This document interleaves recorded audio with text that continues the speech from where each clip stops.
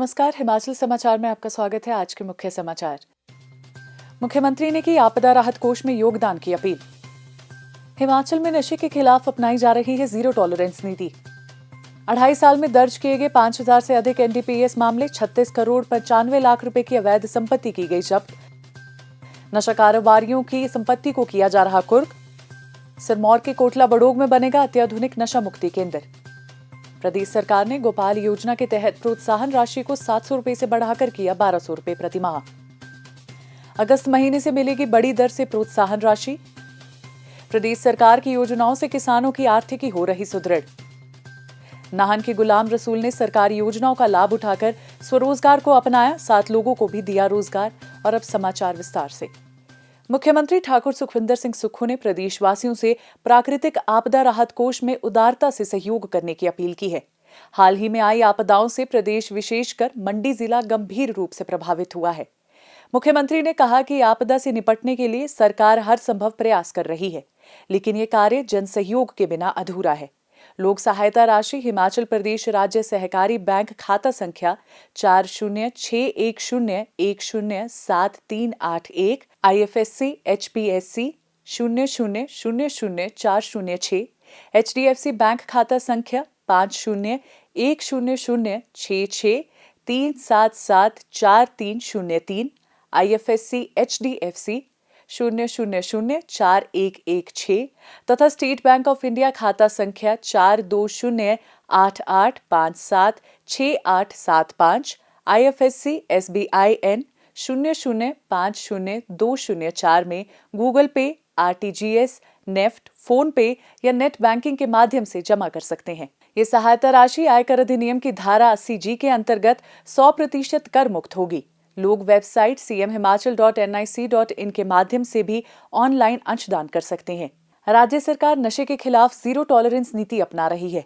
नशे के खिलाफ लड़ाई में प्रदेश सरकार ने 2 महत्वपूर्ण कानून बनाकर कानूनी ढांचे को और मजबूत किया है। हिमाचल प्रदेश संगठित अपराध निवारण एवं नियंत्रण विधेयक 2025 और हिमाचल प्रदेश ड्रग्स और नियंत्रित पदार्थ रोकथाम, नशा मुक्ति और पुनर्वास विधेयक 2025 के तहत नशे में संलिप्त लोगों के विरुद्ध कड़ी कार्रवाई सुनिश्चित की जा रही है। हिमाचल प्रदेश संगठित अपराध निवारण एवं नियंत्रण विधेयक में मृत्युदंड, आजीवन कारावास, भारी जुर्माना और संपत्ति जब्त करने जैसे कड़े प्रावधान किए गए हैं। नशा तस्करों पर अंकुश लगाते हुए एनडीपीएस के तहत 123 प्रस्तावों में से 41 डिटेंशन ऑर्डर जारी किए गए हैं। पुलिस ने नशे की तस्करी में संलिप्त लोगों की जुड़ी 1214 अवैध संपत्तियों की पहचान की है और अतिक्रमण के 70 मामलों में कार्रवाई की गई है। कुछ मामलों में संपत्तियों को जब्त किया गया है। राज्य सरकार ने नशे के कारोबार में संलिप्त 80 सरकारी कर्मचारियों के खिलाफ भी कड़ी कार्रवाई अमल में लाई है। 2.5 साल की अवधि में कुल 5004 एनडीपीएस मामले दर्ज किए गए, जिनमें वर्ष 2023 में 2147 मामले, 2024 में 1717 मामले और जून 2025 तक 1140 मामले दर्ज किए गए हैं। नशे से जोड़ी गई नशा कारोबारियों की संपत्ति को भी कुर्क किया जा रहा है। 2.5 वर्ष की अवधि के दौरान 36 करोड़ 95 लाख रुपए की संपत्ति जब्त की गई है। वर्ष 2023 में 4 करोड़ 87 लाख रुपए, वर्ष 2024 में 25 करोड़ 42 लाख रुपए और जून 2025 तक 6 करोड़ 66 लाख रुपए की संपत्तियां जब्त की गई है। 7 करोड़ 74 लाख रुपए की संपत्तियों से जुड़े अतिरिक्त मामले पुष्टि के लिए भेजे गए हैं। नशे के तस्करों पर शिकंजा कसने के लिए वार्ड वाइज मैपिंग की गई है और इसके तहत क्षेत्रों को लाल, पीले और हरे क्षेत्रों में वर्गीकृत किया जा रहा है। प्रदेश सरकार ने नशा मुक्ति, पुनर्वास, निवारक शिक्षा और आजीविका सहायता के लिए एक राज्य कोष बनाया है। नशे की आदत से ग्रसित लोगों को प्रभावी पुनर्वास प्रदान करने के प्रयास भी प्रगति पर है। जिला कुल्लू, ऊना, हमीरपुर और कांगड़ा में पुरुषों के लिए नशा मुक्ति केंद्र संचालित किए जा रहे हैं, जबकि कुल्लू में रेड क्रॉस सोसाइटी द्वारा महिलाओं के लिए एक केंद्र का संचालन किया जा रहा है। सिरमौर के कोटला बड़ोग में 100 बिस्तरों वाला अत्याधुनिक नशा मुक्ति केंद्र बनाया जा रहा है। सभी जिलों में ऐसे केंद्र स्थापित करने की कार्य योजना तैयार की गई है। बच्चों को छोटी उम्र में ही नशे के दुष्प्रभावों से अवगत कराने के लिए स्कूली पाठ्यक्रम में नशीली दवाओं के दुरुपयोग के बारे में जागरूकता पर एक अध्याय भी शामिल किया गया है। हिमाचल प्रदेश राज्य एड्स नियंत्रण समिति ने 14 टारगेटेड इंटरवेंशन प्रोजेक्ट्स के माध्यम से सुरक्षित सुइयों, परामर्श और HIV व STI के लिए रेफरल सुविधा उपलब्ध करवाई गई है।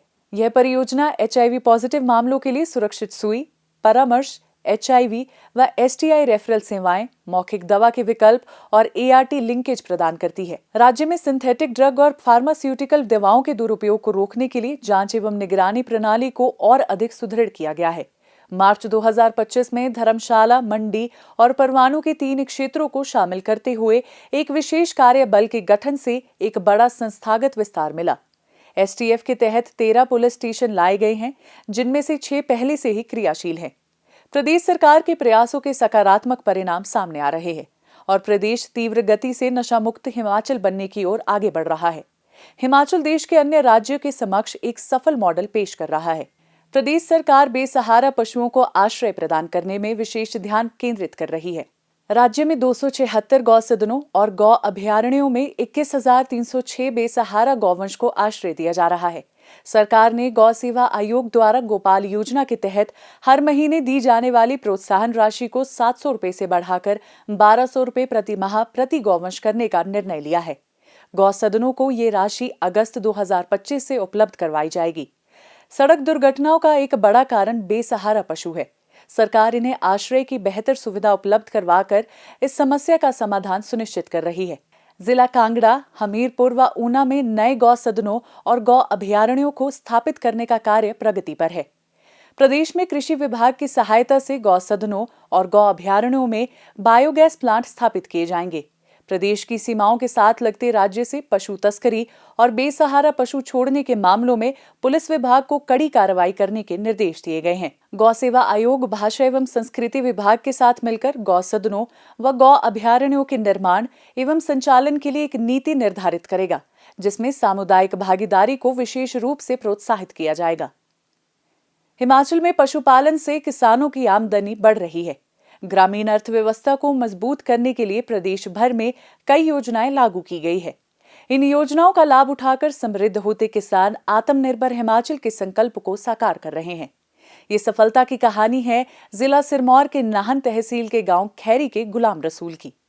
राज्य सरकार की बकरी पालन और मछली पालन को प्रोत्साहन प्रदान करने की योजनाओं ने उनके दिन बदल दिए। पशुपालन विभाग ने गुलाम रसूल की बकरी पालन के लिए 60 लाख रुपए की परियोजना स्वीकृत की, जिसमें उन्हें 30 लाख रुपए का ऋण और 30 लाख रुपए का अनुदान मिला। उन्होंने बकरियों के लिए 2 शेड और एक चारा भंडार गृह बनाया। शुरुआत में 300 बकरियां खरीदी, अब उनके पास 450 बकरियां हैं। उन्होंने 5 स्थानीय लोगों को रोजगार भी दिया है। उनका इस व्यवसाय में 500 परिवारों को जोड़ने का लक्ष्य है। 6 महीने से ये काम कर रहा हूँ, जिससे मेरी अभी सारी बकरियों की 450 संख्या हो गई है। 2028 तक मेरा लक्ष्य है इनको 1000 करने का है और इस काम से मैं 500 परिवारों को और प्रेरित करना, जोड़ना चाह रहा हूँ और इसमें मैं बहुत बेरोजगारों को ट्रेनिंग देना भी चाह रहा हूँ। मैंने CIR मथुरा से इसकी ट्रेनिंग ली।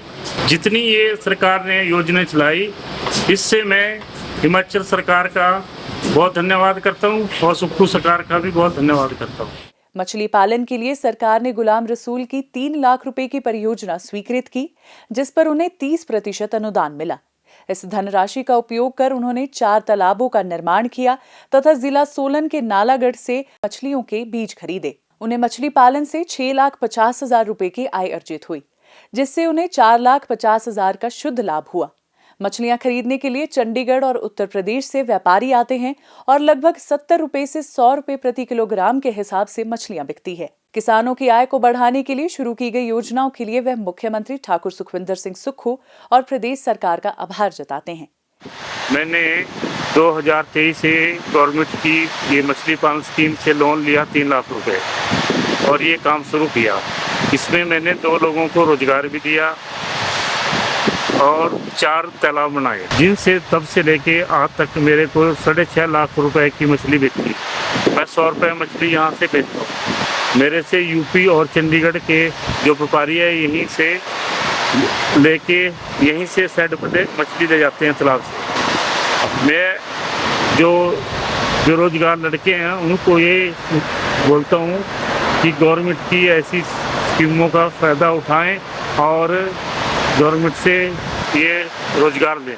हिमाचल समाचार देखने के लिए सब्सक्राइब करें YouTube चैनल हिमाचल समाचार, लाइक करें Facebook page information and public relations department Himachal Pradesh और CMO हिमाचल, फॉलो करें एक्स @DPRHP और CMO हिमाचल।